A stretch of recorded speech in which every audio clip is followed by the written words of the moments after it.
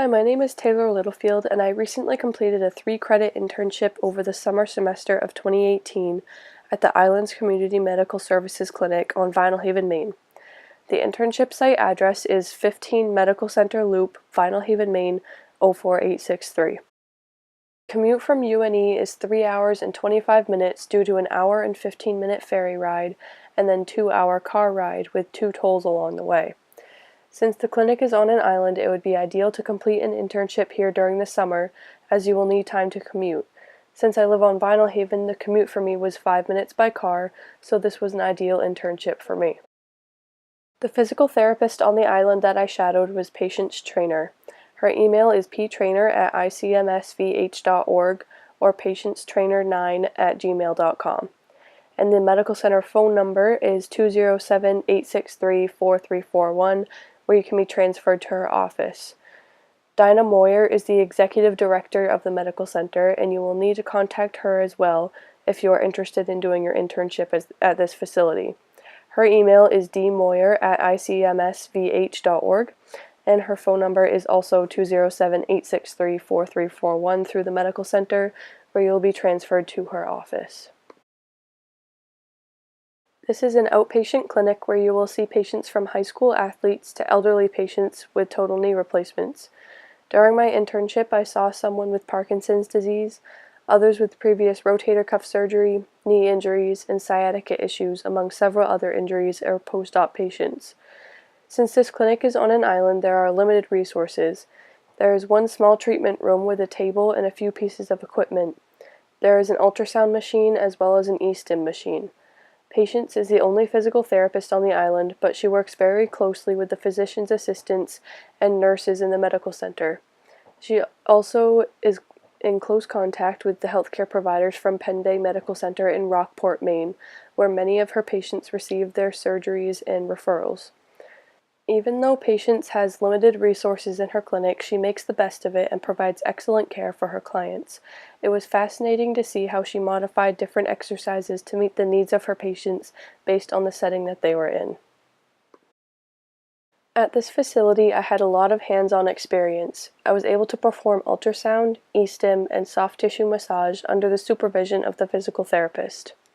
This was a very good experience for me because I had never used this equipment before, and I feel well prepared for when I have to use it in graduate school.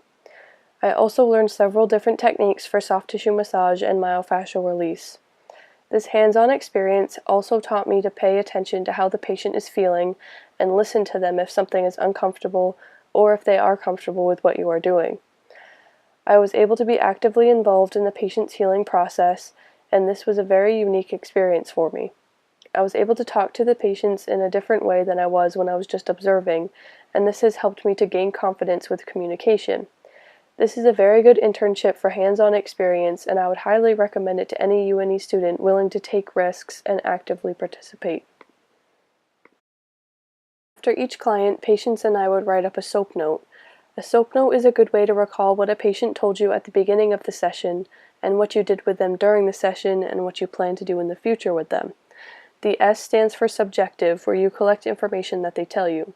The O stands for objective, where you write down all the tests and procedures you performed during the session.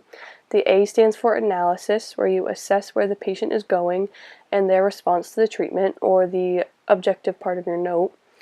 And lastly, the P stands for plan, where you list treatments that you will perform during the next sessions. In addition to writing SOAP notes, we would write down long-term and short-term goals for each patient and discuss them. Writing and discussing all of this helped me recognize how physical therapists think. This is a good tool to learn because in the future I will need to think like this all the time, and I feel that I got a good head start for this.